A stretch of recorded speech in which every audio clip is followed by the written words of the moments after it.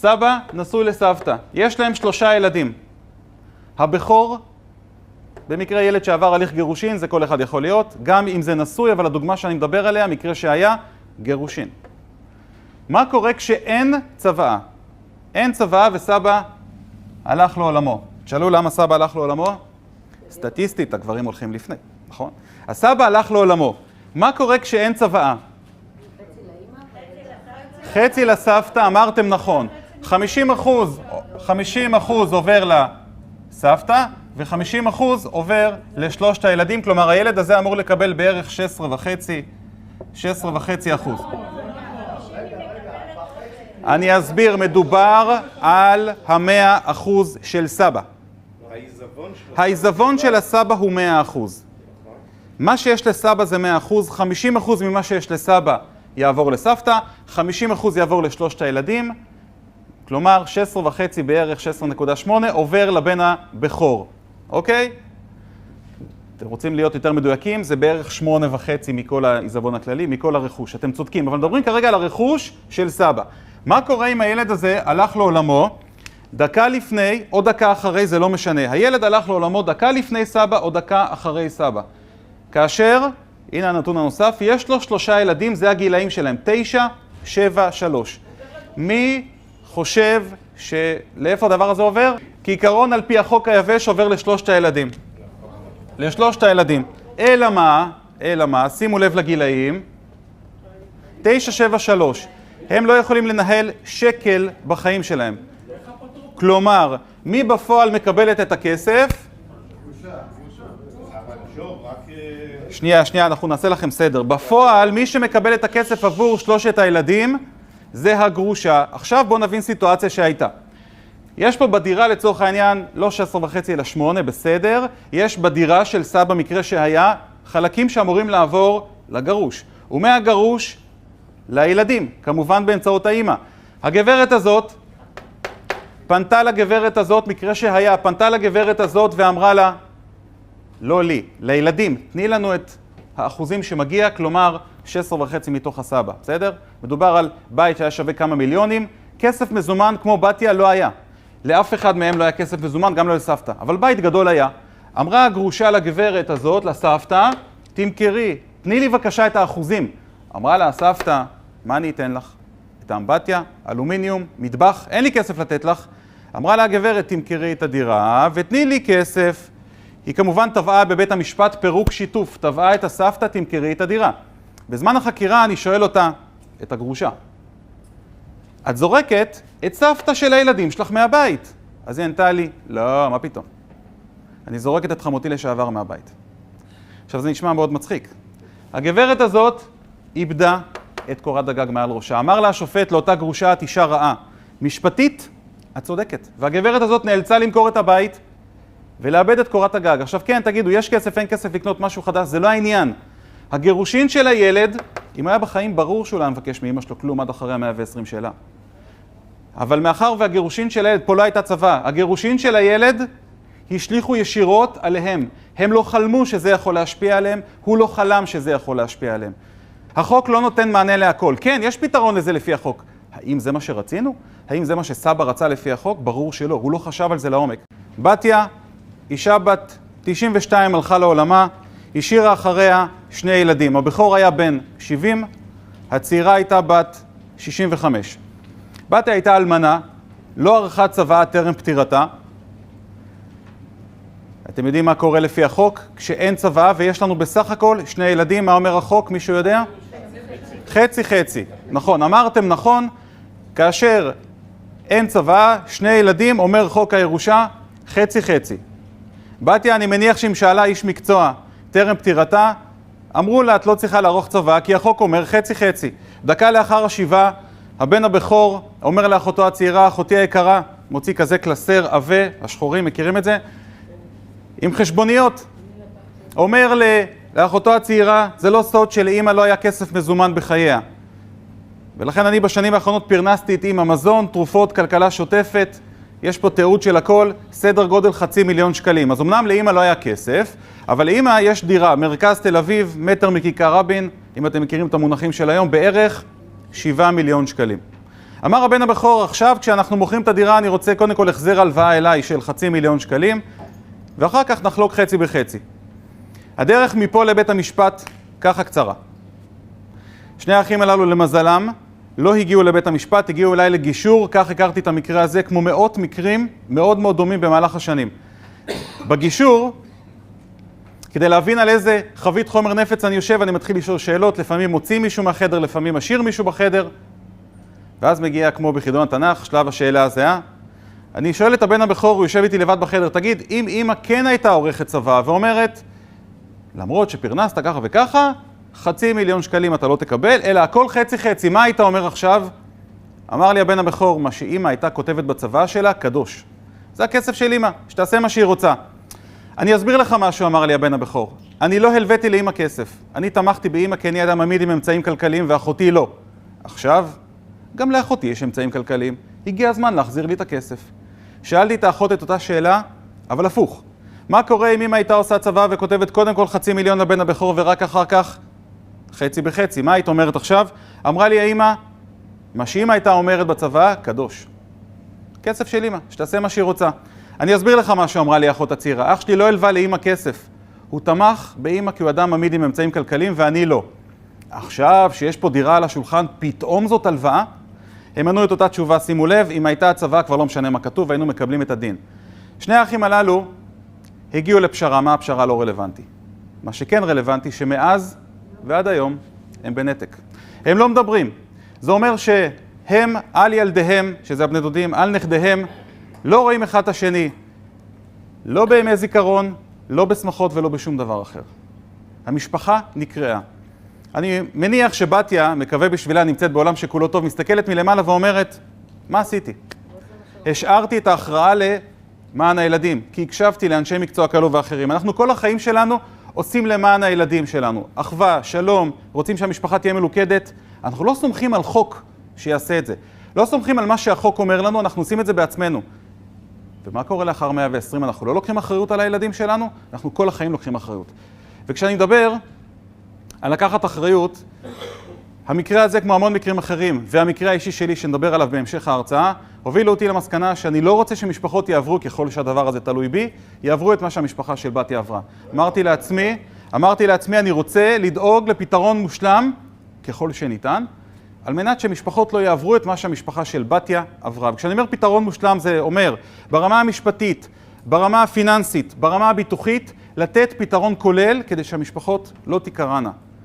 כשאנחנו חושבים על היום של ה-120, אף אחד מאיתנו לא רוצה לדבר על זה, אבל בוא נודה על זה, אף אחד כנראה לא יישאר פה מעבר, אולי גם קצת לפני. כשאנחנו חושבים על היום של ה-120, מה היינו רוצים שיישאר אחרינו במשפחה? במילה אחת. שוט, אני זורק לכם. שלמות, אהבה, משפחה, אחדות, לכידות, קשר, אהבה, כל מה שאתם אומרים נכון, בואו נקרא לזה מעכשיו שקט. אנחנו רוצים שיישאר שקט.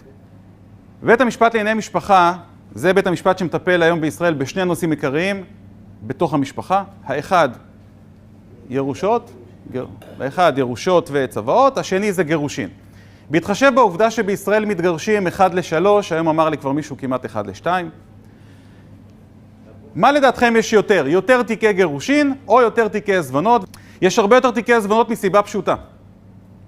כאשר אנחנו מדברים על גירושין, צריך למצוא פתרונות. יש ילדים קטנים בדרך כלל, וצריך למצוא פתרונות כאן ועכשיו. אז או שעושים את זה בגישור, או שעושים את זה בהסכמים, בתוך בית משפט, מחוץ לבית משפט. צריך למצוא פתרונות מהירים, אבל כאשר מדובר בעזבונות, איזה יופי, לא רואים את עצמנו לא בבית קברות, ביום זיכרון ולא בשמחות, אז נראה את עצמנו בבית משפט, פעם בחצי שנה, שנה, תלוי בקצב של בית המשפט. נבוא, ניכנס לאולם, נצרח קצת, נוציא קיטור, וכך ראינו אחד את השני. כאשר אנחנו מקשיבים לדיונים באולמות של בית משפט, האולמות בדלתיים סגורות. אתם לא יכולים לשמוע מה קורה בתוך, אבל מספיק לסתות במסדרונות בשביל להבין משפחות שנקראו. שקט, אין שם. מספיק לשמוע את הצעקות בתוך האולמות בשביל להבין אילו משפחות שהמנוח או המנוחים השאירו אחריהם אדמה חרוכה. כמו המשפחה של בתיה וגם כאלו שמשאירים צוואות בצורה לא נכונה, נדבר על זה בהמשך. יותר תיקי עזבונות, כי הדברים לא נעשו כמו שצריך. האם ידעתם שבערך אחוזים גבוהים, אני לא רוצה לזרוק סתם מספר כמו 80% מהצוואות שנערכות בישראל, 80-90% מהצוואות לא באמת עונות על הצורך, רק ברוב המקרים פשוט הכל בסדר. אבל כרגע שלא בסדר הצוות הסטנדרטיות או הצוות שכולכם מכירים, לא עונות על הצורך. ואני רוצה לתת דוגמה. לאחר שערכתי אחת מההרצאות, ביקשה אחת מהנוכחות לשבת איתי לפגישה, הביאה את הצוואה שלה, ובסוף הפגישה, ביקשה ממני בסוף תהליך שעשינו, להראות את צוואתה בכל פגישה ובכל הרצאה, ועל פי בקשתה, אני עושה את זה. אין פה הרבה סעיפים, ככה שגם לא יעייף אתכם. בצוואה שלה, זאת הצוואה. בצוואה שלה היו בסך הכל 4 סעיפים. עכשיו בואו נראה מהם. הסעיף הראשון, אני מבטלת כל צוואה קודמת שעשיתי עד היום. עד פה לא אמרנו כלום, זה גם החוק אומר. אני שומרת לעצמי את הזכות לבטל את הצוואה הזאת בעתיד. גם לא אמרנו כלום, זה החוק אומר. הוראות הצוואה לא יחולו על כספי קופות גמל, פנסיה, ביטוחי חיים. עד פה גם לא אמרנו כלום, כי החוק אומר את זה, אני רק אומר בסוגריים, אפשר לפתור את זה, נדבר על זה בהמשך, אפשר לפתור את זה, שהכל יחול דרך הצוואה. צריך לדעת איך עושים את זה. סעיף 4, כל עזבוני יחולק בין שתי בנותיי, שמות ותעודות זהות. זה הכל. זה מה שיש לה. לאחר שהיא ביקשה לשבת איתי, ערכנו מפת מוקשים. עוד מעט נסביר מה זה, אבל התחלתי לשאול אותה שאלות. לא מה את רוצה, אלא התחלתי לבחון מה הולך להיות אחרי 120. וערכנו מפת מוקשים. זה תהליך של איזה שעה, שעה וחצי, חקירה. ונכנסנו לתהליך של לאחר שאני מזהה את המוקשים, נותן פתרונות, ורק בסוף ניגשים לשלב הכתיבה. זאת הצוואה החדשה שלה. יש בצוואה שלה 18 דפים. ורק שתבינו, האישה הזאת היא לא מיליונרית, היא אישה עם דירה וחשבון בנק אחד, במצב סוציו-אקונומי, אם אתם שואלים אותי, בינוני ומטה. לא יותר מזה. אבל היא זיהתה, ביחד איתי, את כל המוקשים, ואמרה, אני רוצה לפתור אותם. והחוכמה היא לזהות את המוקשים, ורק אחר כך לתת פתרונות, ורק אחר כך לשבת למלאכת הכתיבה. רוב הצוואות בישראל נראות ככה. אני מניח שאתם במערכת הבנקאית מכירים את זה טוב. רוב הצוואות בישראל נראות בין עמוד 1 ל-2. זה לא באמת עונה על הצורך. כשאנחנו מדברים על כל דבר בחיים, על מוקשים, כמו בצבא, זה אף פעם לא נמצא מעל פני השטח. זה תמיד נמצא עמוק. אנחנו צריכים להתחיל לצלול לעומק כדי להוציא את המוקשים מלמטה. כאשר אנחנו צוללים לעומק ומזהים את המוקשים ונותנים מענה, הגענו לדברים החשובים בחיים ואנחנו יודעים גם לפתור אותם. וכאשר אנחנו מדברים על זה, זה ממש להתחיל לשאול שאלות. אנחנו מדברים הרבה פעמים על צוואה הדדית. צוואה הדדית זה כששני בני זוג עושים צוואה. אחת הטעויות הנפוצות, א', בצוואה הדדית, ששני בני זוג חותמים ביחד על אותו נייר. מה לעשות? אין שני בני זוג שהולכים ביחד לעולמם. לא נכון לעשות את זה, ולכן גם חוק הירושה שונה בשנת 2008.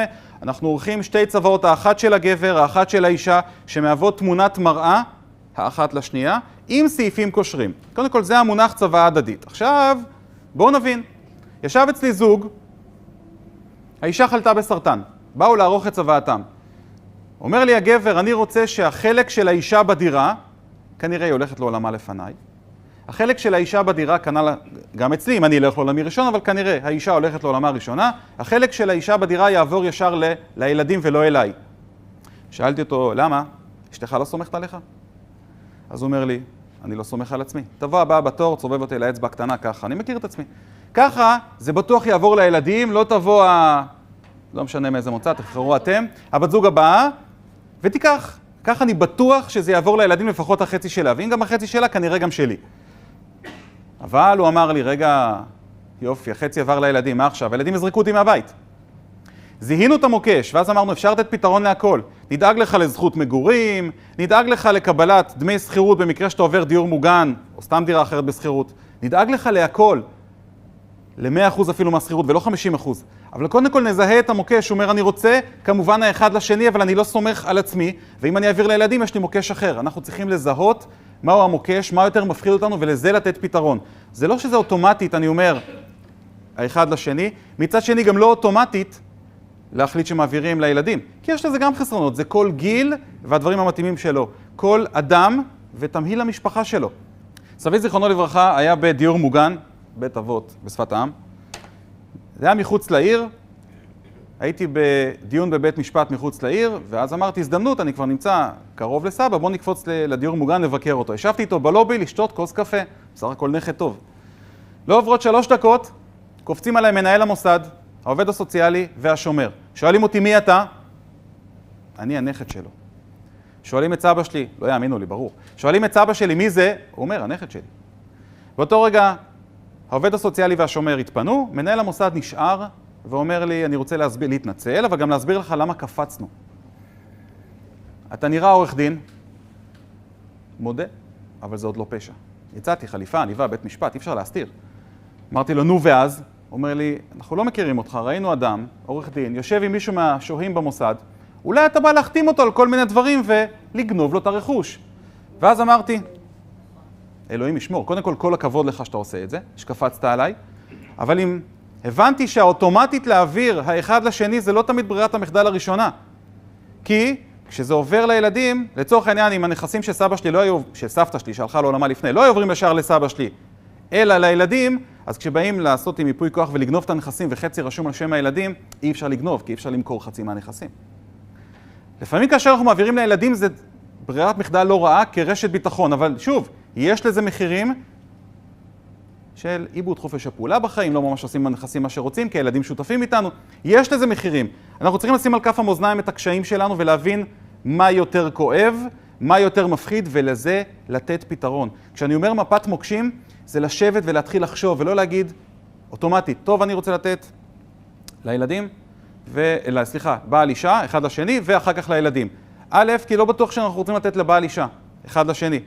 אבל גם אם כן, ואנחנו אומרים לילדים, רגע, מה קורה פה? וגם אם נשואים זה יכול לקרות. אנחנו צריכים להמשיך ולצלול לעומק, מה קורה? חלילה אם אחד הילדים הולך לעולמו, וכן, יש לזה פתרונות. מכניסים פה מנגנוני נאמנות מיוחדים, מכניסים פה כל מיני תנאים כדי שהגברת לא תוכל לגעת לילדים בכסף, מכניסים פה מנגנוני נאמנות מיוחדים שהם לא יכלו לבזבז את הכסף. אם תיקחו היום ילד בן 6, שימו אותו בטויז אר אס עם 500,000 שקל מזומן, כמה יישאר כעבור חצי שעה? 0. למה? כי הוא לא מבין מה זה 500,000 שקל. אני לא יכול לתת לילד בגיל לא מתאים, וגם גיל 18 זה לא מתאים, המון כסף, כי הוא יבזבז אותו לא בטויז אר אס, אבל בטיול לווגאס, דרום אמריקה, מה שאתם רוצים, הכל הולך. החוכמה היא באמת לפענח את המוקשים ולתת להם פתרונות, אבל קודם כל צריך לזהות אותם. הגיע לאדם בחיים, ערך צבא אצל עורך דין בקיבוץ. תתפלו, יש דבר כזה. בצבא שלו היו 3 סעיפים. הסעיף הראשון אמר, 20% מכל עזבוני לבת הבכורה. הסעיף השני אמר, עוד 20% לבת השלישית, ועוד סעיף, 60% נוספים, לשלושת נכדיי מהבת הבכורה, תעשו חשבון 20, 60, הגענו ל100. ואז אני שואל אותו, תגיד, מספר 2, בן או בת? אז הוא אומר לי, בן. מה קורה איתו? למה אתה לא נותן לו? אז הוא אומר לי, מה זה משנה? לא כתבתי, אז הוא לא מקבל. ואני אומר לו, אם זה לא היה חשוב, לא הייתי שואל. למה אתה לא נותן לו? ואז הוא עונה לי עוד פעם, מה זה חשוב? אם לא כתבתי, אז הוא לא מקבל. ואני שואל אותו עוד פעם, אם לא היה חשוב, לא הייתי שואל, והם משחקים את המשחק 5 דקות, בשלב שאני דופק על השכם, אומר לו, אתה מוכן לענות לי? הבן, אתה לא רוצה לתת לו כי הוא דפק אותך, כי הוא עקץ אותך, כי הוא פגע בך, כי הוא טמבל. אתה יכול להסביר לי? אז הוא הסביר. אמרתי לו, נהדר, אז למה אתה לא כותב? אני לא נותן לבן מספר 2, כי תמשיכו לבד. תכתוב. מכירים את הסרט שכחו אותי בבית? זה טענה קלאסית של הילד. אחרי 120, אבא שכח אותי. מישהו סובב לו את הראש. האחות הגדולה השפיעה. לא, אבא לא השפיעו עליו. הוא כתב, אני לא נותן לבן מספר 2, כי ותמשיכו. וצוואות כאלו גם, כשהנושא רגיש, מצולמות בווידאו. חוץ מהנייר הכתוב, שזה בעצם על פי דרישת החוק, מצולם בווידאו, בוואן שוט על פי דרישות החוק. ואז בסוף ההקראה של הצבא, שרואים רק את המצווה, לא אותי, היא מספיק יפה, אבל זה לא חשוב לראות אותי, אלא רק לשמוע אותי. אני עומד מאחורי המצלמה, ואז אני מתחיל לשאול את המצווה שאלות שנוגעות בבטן. ואת האמת אי אפשר להסתיר. אז יוצאות הדמעות, אז יוצאת האמת והכאב, והסרטים האלו לא פעם כשהגעתי לבית משפט כעד מומחה, כעורך הצבא, ולפני שחוקרים האם הייתה השפעה בלתי הוגנת, האם מישהו ישפיע על אבא וכולי, אני אומר לשופט, אדוני, אני רוצה להראות סרט. לא כזה מסובך היום, לפטופ, מסך קטן, נגמר. ואז בסוף העניין אומר השופט, אני ראיתי את הסרט, מישהו רוצה להמשיך את הדיון או שנגמר הסיפור. אבי זיכרונו לברכה, שנפטר לפני 16 שנים, ערך צבא. אצל עורך דין. 2 לאחר הפטירה, אנחנו 5 ילדים ואמא אחת, 5 בנים ואמא אחת. 2 אחרי הפטירה, אמא שלי מתקשרת אליי ואומרת לי, יש ברוך בצבא. לפני זה לא פתחנו, זה לא עניין. אני עשיתי צו קיום צבא מבלי לקרוא את הצבא של אבא שלי, כי זה לא ממש עניין. אמא שלי בחיים, הכל הולך אליה, נכון? ואני פותח את הצבא, והשערות שאינם נמצאות על הראש שלי סמרו. אני מרשה לעצמי לדבר על 2 נקודות, או שני מחדלים שהיו בצבא. על השאר זה קצת אישי, אז אנחנו לא נדבר. באחד הסעיפים אבא שלי כנראה אמר לעורך הדין או שלא, זה לא משנה. כך וכך לכל ילדיי. זה הכל. כך וכך לכל ילדיי. דובר שם על חשבונות הבנקים. אז השאר אמרנו, אין בעיה, בואו נחתום ויתור לטובת אמא. הסתלקות, ויתור, עזבו את המינוח המשפטי, נסתלק לטובת אמא. מי הילדים? כל ילדיי. איזה יופי, מי הילדים? במקום לכתוב לילדיי, ראובן, שמעון, לוי, יהודה, שם תעודת זהות. ואז יודעים למי להעביר ומי יכול לחתום ויתור. לא היה כתוב, היה כתוב לכל ילדיי. ואז נשאלתי, אולי יש לך אח אחות מחוץ לנישואין? לקח לנו 3 שנים בבית משפט להוכיח שאין לי אחות. זה כי עורך הדין כתב בצורה רשלנית כל ילדיי. אחר כך הוא כתב בעוד סעיף חכם את הדירה, כנראה אבא שלי אמר לו, את הדירה לאשתי. אז עורך הדין המהולל כתב את הדירה לאשתי. זה הכל. איזה דירה, מי זאת אשתו, שם תעודת זהות, דירה בכתובת, גוש, חלקה, משהו, כלום. הוא כתב את זה אצל עורך דין שהיה עורך הדין המסחרי שלו, הוא לא בחר מישהו מהרחוב, הוא הכיר אותו באופן אישי 30 שנה. את הדירה לאשתי, עד היום, מודה, לא התעסקתי עם זה כל השנים, אבל עד היום הדירה רשומה חצי-חצי, אבא שלי ואמא שלי, כי אין פקיד בטאבו שמסוגל להעביר את הדירה, סימן שאלה, לאשתו, סימן שאלה. וזה לא משנה שלאבא שלי הייתה דירה אחת ואישה אחת, לפחות מה שאני יודע, כל החיים. אין פקיד בטאבו שמסוגל להעביר, אז כן, זה מצריך הליך משפטי שיצהיר שהדירה של המנוח הייתה זאת, וזאת אשתו. עכשיו, כל דבר כזה, זה גם זמן, זה גם כסף, ואני עדיין מייצג את עצמי, אז אני חוסך לפחות שכר טרחה, אבל גם הזמן שלי שווה כסף בסוף, נכון? כמו שלכם. כשבתיה לא כתבה צבא, זה התפוצץ לה בפרצוף. כשאבא שלי ערך צבא, זה התפוצץ לה בפרצוף. אז מה, לא, מה הפתרון? עכשיו תשאלו מה הפתרון, נכון? הפתרון הוא כאשר אנחנו ניגשים לדבר הזה, תזכרו את המשפט, הוא קודם כל לערוך מפת מוקשים. זה אומר להתיישב עם עצמנו ולהתחיל לחשוב, מה היינו רוצים? קודם כל, מה היינו רוצים? אנחנו רוצים שיעבור אחד לשני, בסדר, הלאה, סיטואציה הבאה. מה קורה אם מישהו מאיתנו הלך לעולמו ראשון? כנראה שזה יקרה, נכון? הראשון הלך לעולמו ראשון. מה קורה כששנינו אחרי זה הלכנו לעולמנו? שאלתם לגבי הזוגיות השנייה? כן, בואו נפתור את זה בזמן השלב הראשון, אחד הלך לעולמו. איך אנחנו מגנים מפני הזוגיות השנייה? לתת הגנות מתאימות. שנינו הלך לעולמנו, לתת הגנות מתאימות לשלב של הילדים. מה קורה אם ילד הלך לעולמו? מה קורה אם יש לנו נכדים קטנים? מה קורה ומה קורה ואם יש ילד שמקופח ויש ילד שקיבל יותר במהלך החיים, ולהתחיל לשאול את כל השאלות. רק כאשר אנחנו באמת שואלים את כל השאלות וזה משקיע, זה להשקיע זמן, אנרגיה, באמת לחשוב על כל סיטואציה, כולל סיטואציה פחות נעימה, כולל סיטואציה כזאת. כי מי מוכן לחשוב על ילד שהלך לעולמו? אבל מה לעשות? זה יכול לקרות. זה יכול לקרות. אני ערכתי צבא לאישה שאיבדה את ההורים שלה, את אח שלה ואת אחיין שלה בפיגוע, בדקה אחת, בפיגוע. גם זה יכול לקרות. ראינו לפני חודשיים בחלמיש, אבא ושני הילדים, גם זה יכול לקרות. בואו ניתן את הדעת, מה קורה אם ילד הלך דקה לפנינו או דקה אחרינו? בעברית הלך איתנו ביחד, בפיגוע, בתאונת דרכים, הכל יכול לקרות. אי אפשר להתעלם ולומר, טוב, אנחנו מעבירים אחד לשני, כי ברור שילדינו ילכו אחרינו, כי ברור שהם יחו בזוגיות נהדרת ב-120, אין ברור. ברור, הדרך קצרה מאוד לבית המשפט. כשאתם חושבים על זה, בכלל, על כל נושא עריכת צוואות, למי הנושא הזה רלוונטי בעולם? אמרתם לכל אחד. וזה בדיוק התשובה, אבל זה לא בדיוק לכל אחד, כי ילד בן 3 זה עוד לא רלוונטי, נכון? וגם ילד בן 18 זה עוד לא רלוונטי. לכל אחד אני אחדד את מה שאת מתכוונת בטח. לכל אחד שיש לו משפחה, בעל אישה, ילדים. כי אנחנו רוצים לדאוג לא רק לפן הפיננסי והפן הביטוחי, ואנחנו עושים את כל הדברים האלו נהדר, אנחנו רוצים גם לדאוג לפן המשפטי, שיהיה בדיוק מה שאנחנו רוצים אחרי ה-120. אנחנו רוצים לדאוג לא רק למשפחה, כי גם אם אנחנו בלי ילדים, בלי בעל אישה, אם אנחנו לבד, אנחנו רוצים לדאוג למי הכסף עובר ואיך, וגם שם צריך לצלול לעומק. כי אוקיי, אני רוצה לתת לאח שלי, אבל אם אח שלי לא בחיים, אז למי אני אתן אוטומטית למה? ליורשים שלו? מה לעשות? אולי אני לא מת על גיסתי, לא רוצה לתת לה, אני רוצה לתת לילדים שלו, כן, זה נקרא לצלול לעומק. אף אחד לא חושב על זה. והרעיון הוא באמת לשאול מאיפה זה יכול להתפוצץ לנו. להתחיל לשאול את כל השאלות, ואחרי שאנחנו בונים את זה בצורה מסודרת ורואים את כל השאלות, לחשוב על כל הפתרונות. גילינו את כל הפתרונות, רק אז ניגשים למלאכת הכתיבה, ואז באמת אנחנו מקבלים את הספר. אבל הספר הזה מבטיח לנו דבר אחד, שקט. הספר הזה, בדיוק כמו שאמרתם, מבטיח לנו את השקט. הרבה פעמים אנשים שואלים אותי, טוב, מה הבעיה? אפשר לעשות צבא בכתב יד? בוא נכתוב, נכון? מה? סופר. אפשר לעשות, להוריד איזה טמפלט מהאינטרנט, נכון? הרבה עושים את זה, נכון? למי פה יש דירה? בהרמת יד, למי יש דירה בבעלותו? כל הקהל. עסקת רכישת דירה זה עסקה הקלה ביותר בישראל. נגיד לצורך הדוגמה, דירה עולה 2 מיליון שקלים, ויש לי כרגע 2 מיליון שקלים במזומן. והאדון, מה שמך? חנן. חנן רוצה למכור לי את הדירה, אני אומר לו, חנן, קח 2 מיליון שקלים, תביא לי מפתח, אנחנו לא מכירים אחד את השני דקה אחרי, נכון? עסקה מאוד קלה, קח 2 מיליון שקלים, תביא לי מפתח. 3 סעיפים, זוכרים שהיינו עושים פעם זיכרון דברים על אוטו? אז קנה, על פי ראות, היום לא עושים את השטויות האלו. אני יכול לעשות איתך בכתב יד, 3 סעיפים, קח 2 מיליון שקלים, תביא לי מפתח, ביי ביי. מישהו מאיתנו היה מעלה בדעתו לעשות הסכם כשהוא קנה את הדירה או מכר אותה בכתב יד? לא. מישהו היה מעלה בדעתו להוריד איזו דוגמה מהאינטרנט? לא. כולנו הלכנו לעורכי דין, שילמנו במיטב כספנו וקיבלנו ספר. אם יקרה ככה ואם יקרה ככה וככה וככה וכזה ספר קיבלנו, מקבלן זה לא ספר, זה אנציקלופדיה. נכון? למה? מה הבעיה? 2 מיליון שקלים, מפתח. עכשיו, דירה זה רק חלק מהרכוש שלנו. יש עוד הרבה. מה גם שהדירה יותר חשובה מהילדים שלנו? יותר חשובה מהשלמות המשפחתית? היכולת לממש צוואה בכתב יד קשה מאוד. אנחנו רוצים לעשות משהו שיחזיק מעמד ברגע האמת, ולא להגיד עשינו, כי להגיד עשינו, חבר'ה, אל תעשו כלום. אם לא אכפת לנו, אז באמת עדיף לא לעשות כלום. אם אנחנו רוצים שזה באמת ישמור על השקט, אם אנחנו רוצים שיש שלווה, שיש שלמות משפחתית, אנחנו צריכים לעשות את זה כמו שצריך. בישראל יש את החוק, אבל כמו שאנחנו מבינים, הוא לא נותן מענה.